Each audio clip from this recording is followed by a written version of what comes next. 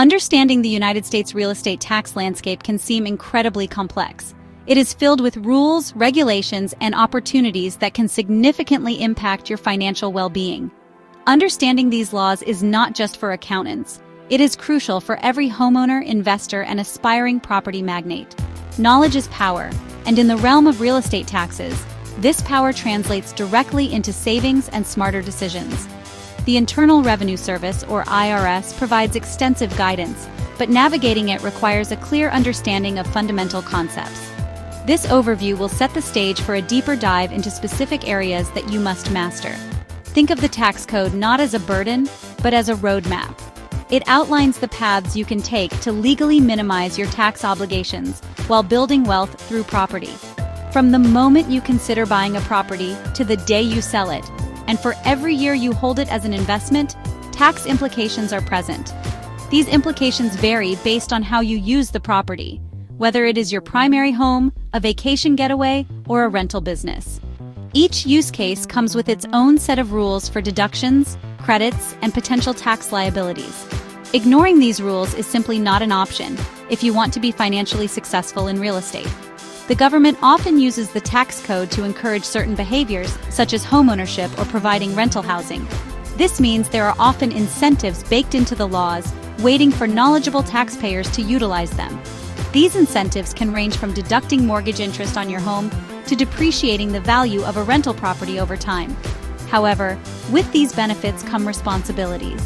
You must keep meticulous records, understand the definitions used by the IRS, and file your taxes accurately and on time. Failing to do so can lead to audits, penalties, and unnecessary stress, derailing your financial goals. Ultimately, becoming familiar with U.S. real estate tax laws is an investment in yourself and your financial future. It empowers you to ask the right questions, make informed choices, and work effectively with tax professionals. Whether you are buying your first home or managing a portfolio of investment properties, the principles discussed here will provide a solid foundation. Remember, the goal is not to avoid taxes illegally, but to understand the system so well that you can legally and ethically reduce your tax burden. This understanding is key to unlocking the true financial potential of real estate. When you purchase a property, several immediate tax considerations come into play. While the purchase price itself is not deductible, certain closing costs associated with buying your home can be. Some of these, like prepaid mortgage interest or points, may be deductible in the year you pay them. Other costs, such as title fees or appraisal fees, are added to your property's basis. Your basis is a critical number. It's essentially your investment in the property for tax purposes. A higher basis can reduce your taxable gain when you eventually sell. Keeping detailed records of all purchase-related expenses is therefore absolutely essential from day one. Selling a property brings its own set of significant tax implications, primarily revolving around capital gains. If you sell a property for more than your adjusted basis, you generally have a capital gain. This gain can be short-term if you held the property for 1 year or less, or long-term if held for more than 1 year. Long-term capital gains are typically taxed at lower rates than short-term gains, which are taxed at your ordinary income tax rate. This distinction makes holding periods a crucial factor in your selling strategy. Understanding this difference is fundamental to smart real estate transactions and wealth building over time. A major benefit for homeowners is the primary residence exclusion, often referred to as the Section 121 exclusion. If you meet certain ownership and residency requirements, you can exclude a significant amount of capital gains from your income when you sell your main home. For single filers, this exclusion is up to $250,000, and for married couples filing jointly, it is up to $500,000. To qualify, you generally must have owned and lived in the property as your primary residence for at least 2 of the 5 years leading up to the sale. This is a powerful tool that can save homeowners a substantial amount in taxes. Another important concept when selling investment properties is depreciation recapture. If you have been depreciating a rental property, which you should be doing, the IRS requires you to recapture some of that depreciation when you sell. This means that the total depreciation you claimed over the years is taxed, typically at a maximum rate of 25%, separate from the capital gains tax on the appreciated value. Many investors are surprised by this, so it is vital to factor depreciation recapture into your sale calculations. Proper planning can help manage this liability, ensuring you are not caught off guard by unexpected tax bills. Engaging in real estate investment opens up a new world of tax considerations, particularly concerning rental income. All rental income you receive must be reported on your tax return, typically on Schedule E, Form 1040. This includes not only monthly rent payments but also advance rent, security deposits not returned to tenants, and expenses paid by tenants if they are your obligations. However, the good news is that you can deduct numerous expenses associated with your rental property. These deductions reduce your taxable rental income, potentially leading to lower tax liability or even a tax loss that can sometimes offset other income, depending on your circumstances. The distinction between short-term and long-term rentals also carries different tax treatments and strategic considerations. Short-term rentals, often facilitated by platforms like Airbnb or VRBO, can be very lucrative but may involve more active management and potentially different tax rules, such as the collection and remittance of local occupancy taxes. Long-term rentals generally provide more stable income streams and may involve less frequent tenant turnover. The IRS has specific rules regarding what constitutes a rental day versus a day of personal use, which can affect your ability to deduct expenses, especially if you also use the property personally. Tracking usage carefully is paramount. Your status as an investor, passive or active, plays a critical role in how rental losses are treated. Generally, rental real estate activities are considered passive activities by the IRS. This means that if your rental expenses exceed your rental income, creating a passive activity loss, or PAL, you typically cannot deduct that loss against non-passive income like wages or business income. However, there's an exception for active participation. If you actively participate in your rental activity, you might be able to deduct up to $25,000 of rental losses against your non-passive income, provided your modified adjusted gross income, or MAGI, is below certain thresholds. For those more heavily involved, achieving real estate professional status, which we will discuss later, can convert rental activities from passive to non-passive, allowing for full deduction of losses. Beyond these general rules, strategies like cost segregation studies can accelerate depreciation deductions, improving cash flow in the early years of owning an investment property. Understanding these nuances helps you structure your investments and activities in the most tax-efficient way possible. Always consult with a tax advisor to navigate these complex rules effectively and ensure compliance with current IRS guidelines. A 1031 exchange, named after Section 1031 of the Internal Revenue Code, is a powerful tax deferral strategy for real estate investors. It allows you to sell an investment property and reinvest the proceeds into a new like-kind investment property, deferring capital gains taxes and depreciation recapture taxes that would otherwise be due upon the sale. This is not tax avoidance, it is tax deferral. The taxes are not eliminated but are postponed, potentially indefinitely, if you continue to exchange properties until your death, at which point your heirs may receive a stepped-up basis. This strategy can significantly accelerate wealth building by keeping your capital working for you. To qualify for a 1031 exchange, strict rules must be followed. The properties being exchanged must be like-kind, which for real estate means any type of investment or business property can be exchanged for another. You could exchange raw land for an apartment building or an office building for a retail space. However, your primary residence or vacation home generally does not qualify unless it also meets specific holding and use requirements as an investment.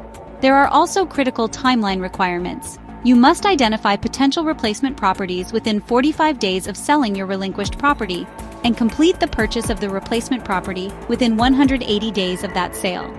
The benefits of a 1031 exchange are substantial. By deferring taxes, you can reinvest the full amount of your sale proceeds, allowing you to acquire a larger or more valuable replacement property. This can lead to increased cash flow, greater appreciation potential, and the ability to diversify your real estate portfolio or consolidate multiple properties into one. It's a strategy that allows savvy investors to compound their returns more effectively over time. However, the rules are complex, and any misstep can disqualify the exchange, leading to immediate tax liability. Using a qualified intermediary, or QI, is almost always required to facilitate the exchange and ensure compliance. Despite its advantages, there are limitations and considerations. For instance, any cash you receive from the sale that is not reinvested, known as boot, is taxable. Similarly, if the debt on the replacement property is less than the debt on the relinquished property, the difference can also be considered taxable boot. The Tax Cuts and Jobs Act of 2017 limited 1,031 exchanges to real property only. Personal property exchanges are no longer permitted. Careful planning and expert advice are crucial to successfully navigate a 1,031 exchange and reap its powerful benefits. Section 5. Depreciation demystified, reducing your taxable income over time. Depreciation is a valuable tax deduction that allows real estate investors to recover the cost of their income-producing property over its useful life. You can't depreciate land because land is not considered to wear out, but you can depreciate the building and certain land improvements. The IRS has determined specific recovery periods for different types of property. For residential rental property, the recovery period is 27.5 years. For commercial property, it's 39 years. This means you deduct a portion of the property's basis each year, reducing your taxable rental income and, consequently, your tax bill. This is a non-cash expense, meaning you get the deduction without actually spending money that year. To calculate depreciation, you generally use the Modified Accelerated Cost Recovery System, or MACRS. You'll need to know the property's basis for depreciation, typically the cost of the building, not including land, the recovery period, and the depreciation method, usually the straight-line method for real estate. For example, if the depreciable basis of a residential rental building is $275,000, you would generally deduct $10,000 per year, which is $275,000 divided by 27.5 years. This annual deduction directly reduces your taxable income from the property. Keeping accurate records of improvements is also vital, as improvements may be depreciated separately. While depreciation is a fantastic benefit during the ownership period, it's crucial to remember the concept of depreciation recapture, as mentioned earlier. When you sell the property, the total amount of depreciation you claimed or were entitled to claim over the years will be taxed.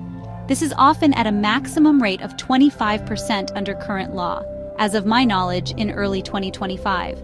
This means that the tax benefit of depreciation is essentially a deferral of tax, not a complete avoidance. However, this deferral allows you to use that money for other investments or to improve cash flow during the years you own the property. Investors can sometimes accelerate depreciation deductions through a strategy called cost segregation. A cost segregation study identifies components of a building that can be depreciated over shorter periods, like 5, 7, or 15 years, rather than the standard 27.5 or 39 years. This could include items like carpeting, specialized electrical systems, or landscaping. By reclassifying these assets, you can take larger depreciation deductions in the early years of ownership, significantly improving your cash flow and return on investment. Consulting with specialists in cost segregation can determine if this strategy is beneficial for your specific property. Section 6. Maximizing returns. Key deductions and write-offs for property owners. Beyond depreciation, real estate investors have a plethora of other deductions and write-offs available to them, which can significantly reduce their taxable rental income. One of the most substantial deductions is mortgage interest. The interest you pay on loans used to acquire or improve rental property is generally fully deductible on Schedule E. This includes interest on the primary mortgage, as well as any second mortgages or home equity lines of credit used for the rental business. Keeping precise records of interest paid, usually found on Form 1098 from your lender, is essential for claiming this valuable deduction accurately. Property taxes are another major deductible expense for rental property owners. The state and local real estate taxes assessed on your investment property can be fully deducted against your rental income. Unlike the limitation on state and local tax deductions for personal residences, currently capped at $10,000 per household under the Tax Cuts and Jobs Act, property taxes for rental properties are considered business expenses and are not subject to this cap when reported on Schedule E. This makes rental property ownership even more attractive from a tax perspective. Operating expenses incurred in managing and maintaining your rental property are also deductible. These include a wide range of costs such as repairs and maintenance, Distinguish these from capital improvements, which are depreciated. Insurance premiums, hazard, liability, flood, utilities paid by the landlord, property management fees, legal and accounting fees related to the rental activity, and advertising costs to find tenants. Even travel expenses incurred to manage your properties can be deductible if they are ordinary and necessary. Meticulous record keeping for all these expenses throughout the year is absolutely critical to maximize your deductions. Finally, don't overlook smaller but still valuable deductions.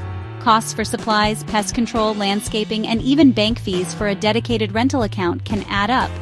If you use a portion of your home exclusively and regularly for managing your rental business, you might be able to claim a home office deduction. The key is to treat your rental activity like a business.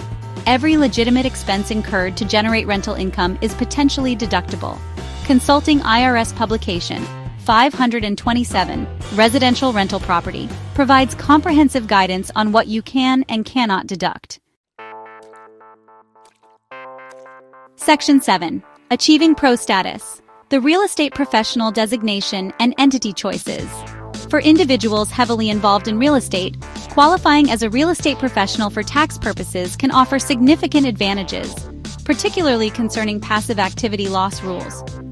Normally, rental real estate is considered a passive activity, meaning losses can only offset passive income. However, if you qualify as a real estate professional and materially participate in your rental activities, those activities are treated as non-passive. This allows you to deduct rental losses against all other types of income, such as wages or business income, potentially leading to substantial tax savings. This is a game changer for serious investors. To qualify as a real estate professional with the IRS, you must meet two stringent tests. First, more than half of the personal services you perform in all trades or businesses during the tax year must be performed in real property trades or businesses in which you materially participate.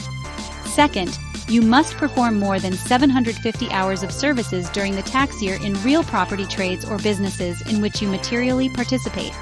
Real property trades or businesses include development, construction, acquisition, conversion, rental, operation, management, leasing, or brokerage.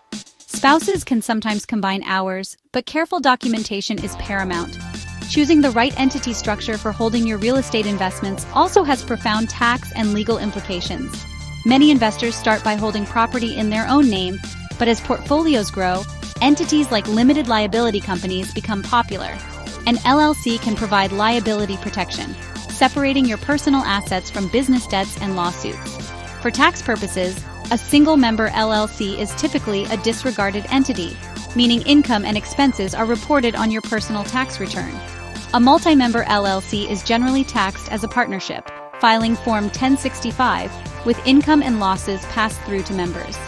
Other entity options include S corporations and C corporations, though these are often less ideal for holding rental real estate directly due to complexities like potential double taxation with C Corp or basis limitations with S-Corp. Partnerships, including limited partnerships, can offer flexibility in allocating profits, losses, and responsibilities among partners.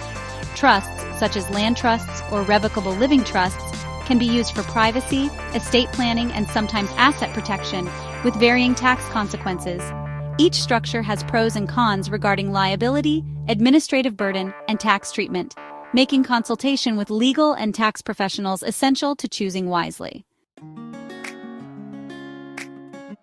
Section 8. Beyond federal, state, local taxes, and staying current with legislation. While federal taxes often get the most attention, state and local taxes can also significantly impact your real estate investments. Most states with an income tax will tax rental income earned from properties located within their borders, regardless of where you reside. This means you might need to file non-resident state tax returns in states where you own rental properties. Some states have higher income tax rates than others, which can influence investment decisions.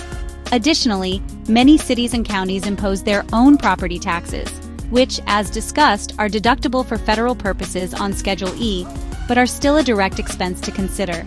Beyond income and property taxes, be aware of other potential state and local levies. Some jurisdictions impose transfer taxes when a property is sold, which can be a substantial cost. Others might have specific taxes on short-term rentals, often called occupancy taxes or hotel taxes. which you as the host are responsible for collecting from guests and remitting to the authorities. Failure to comply with these local requirements can lead to penalties and interest. The specific taxes and rates vary widely, so researching the local tax environment for any area where you plan to invest is a crucial due diligence step. Tax laws are not static, they are constantly evolving. Legislative changes at the federal, state, and even local levels can alter deductions, tax rates, and available strategies. For example, the Tax Cuts and Jobs Act of 2017 brought significant changes, including the SALT cap and modifications to 1031 exchanges. As of today, May 20, 2025, discussions about potential changes to capital gains rates or estate tax rules are always on the horizon in political discourse. Staying informed about proposed and enacted legislation is vital for effective long-term tax planning and adapting your investment strategies accordingly. This requires ongoing learning and consultation with knowledgeable professionals. Keeping up to date can be achieved by subscribing to reputable financial news sources, IRS newsletters, and publications from professional tax organizations. Your CPA or tax advisor should also be a key resource for understanding how new laws impact your specific situation. For instance, provisions from past acts might expire or be extended, creating windows of opportunity or new challenges. Proactive planning, rather than reactive scrambling, is always the better approach when dealing with the ever-changing landscape of real estate taxation. This diligence ensures you remain compliant and continue to optimize your tax position. Section 9. Strategic Tax Planning, Common Pitfalls and IRS Guidance for Success. Effective tax planning for real estate is an ongoing process, not a once-a-year event when you file your return. One common pitfall is inadequate record keeping. The IRS requires you to substantiate all income and expenses claimed. Without proper documentation, receipts, invoices, bank statements, mileage logs, you risk having your deductions disallowed during an audit. Using accounting software or a dedicated spreadsheet from day one can save immense headaches. Another pitfall is misclassifying expenses, particularly distinguishing between currently deductible repairs and capital improvements that must be depreciated over time. Understanding this distinction is key. A frequent area of confusion involves the material participation rules, especially for qualifying for the $25,000 special allowance for rental losses or for real estate professional status. The IRS has specific tests for material participation, outlined in publications like Publication 925, Passive Activity and At-Risk Rules. Failing to meet these tests can mean your rental losses are suspended and cannot be used to offset other income. Similarly, errors in executing a 1031 exchange, such as missing the strict 45-day identification or 180-day closing deadlines, can lead to the entire deferred gain becoming immediately taxable. Precision is paramount. The IRS provides a wealth of information through its website, forms, and publications. Key resources include Publication 527, Residential Rental Property, Publication 523, Selling Your Home, Publication 530, Tax Information for Homeowners, and Publication 550, Investment Income and Expenses. These documents offer detailed guidance on nearly every aspect of real estate taxation. While dense, they are the authoritative source. For example, Form 4562 is used to claim depreciation, and Schedule E is where you report rental income and expenses. Familiarizing yourself with these resources empowers you to understand your obligations and opportunities. Ultimately, the best tax planning strategy involves a proactive, informed approach combined with professional advice. Consider timing your income and expenses strategically, especially towards year-end, to optimize your tax liability. Maximize all legitimate deductions and explore tax-advantage strategies like 1031 exchanges and cost segregation studies where appropriate. Understand the implications of your investor status and entity structure. By avoiding common pitfalls, keeping meticulous records, and staying abreast of IRS guidelines and legislative changes, you can navigate the complexities of real estate taxation to build and preserve wealth effectively. Don't go at it alone. A good tax advisor is an invaluable partner.